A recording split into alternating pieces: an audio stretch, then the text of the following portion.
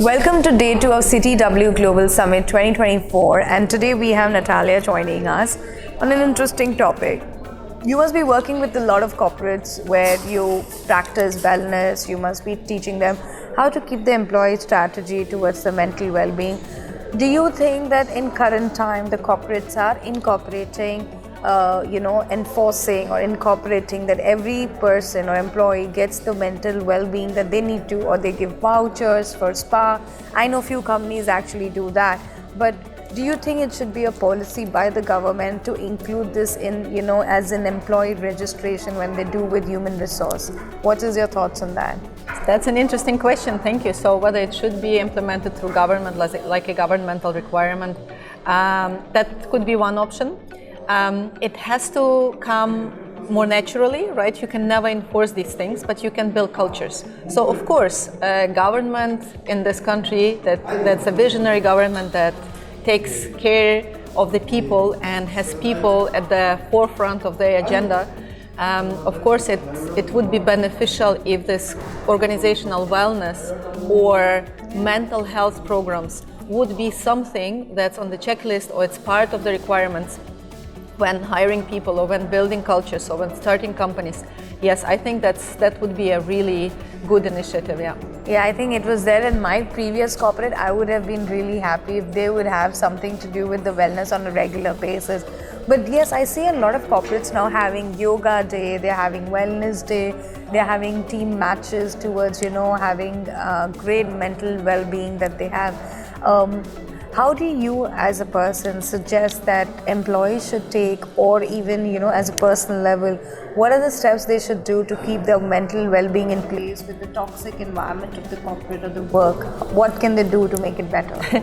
Right, so hopefully the environment of the organization becomes less toxic, so it's easier for people to feel comfortable and to not feel so stressed out. Yeah. That causes mental challenges and challenges to our overall well-being. And of course, if you have a very toxic culture but you're giving yoga vouchers, it's not solving the problem, right? First of all, ourselves, we are first of all individuals before we are employees. So of course it's up to us to make sure we can maintain our, call it work-life balance, or maintain it, the personal wellness as a priority. So taking it as vouchers from organization, or setting time for ourselves, or making, having the discipline to go to the gym or to take a meditation session.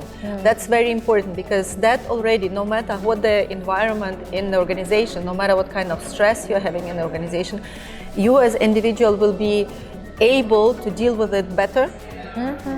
In a more healthy, holistically healthy way than otherwise. So of course, it's very important for ourselves to make it as our own priority. Yeah, I like how you said that before you became an employee of a company, you're a self-individual. I think that is something a lot of us forget when we're having this 9-to-5 job, and that's why you'll see a lot of companies and a lot of people are now becoming freelancers because of the 9-to-5 claim that they have. And that tells me that, you being here present at the CTW Global today at the summit, what is that take back that you've taken from the summit? What have you learned, or what kind of feedback that you would like to give? And what do you think of the overall summit that is there? Yeah, so on the topic that what I have learned, we have delivered a panel session today with very engaging conversation. And part of that conversation was that, some organizations already have that, either a requirement to do some wellness, or it's part of their strategic agenda, because it also helps your branding. If you do organizational wellness or mental health initiatives, it will attract better quality applicants to your organization, because you're signaling that you are not a toxic environment, but you're an environment that takes care of the people. Many organizations do not go all the way through. They do not understand that it's not a one-time workshop, or it's not a claim on your website. It's not something for branding, but it's actually for the people. So initiatives that create spaces where people can feel safe, where they can connect with each other, and when they have someone to talk to, be it a counselor or psychologist at the organization that they can approach, that helps a lot.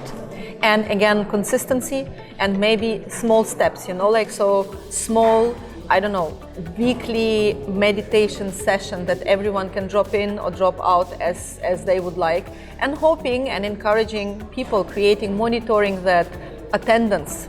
Not necessarily making it mandatory for everyone, just like another chore, but creating an environment that people would like to come to those sessions and to take care of their well-being, their connection, and their, enhancing their work experience. So that's a very great point that she shared with us about enhancing the well-being and having this weekly meditation classes. But thank you so much, Natalia, for joining us today at the podcast, and we hope to see you at the edition 3, which is going to be there very soon. Thank you so much. It was my pleasure being on this event. Thank you. Thank you.